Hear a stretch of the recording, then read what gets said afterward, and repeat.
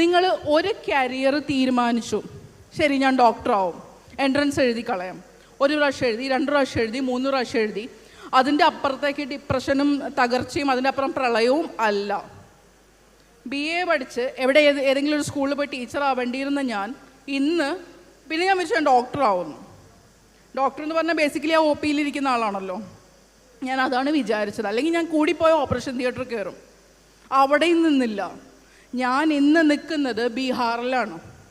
ബീഹാർ എന്നുള്ളത് നിങ്ങളെ സംബന്ധിച്ചിടത്തോളം ബീഹാറിൻ്റെ ക്യാപിറ്റൽ പട്ന എന്ന് പഠിച്ചൊരു പരിചയം മാത്രമേ ഉണ്ടാവുള്ളൂ.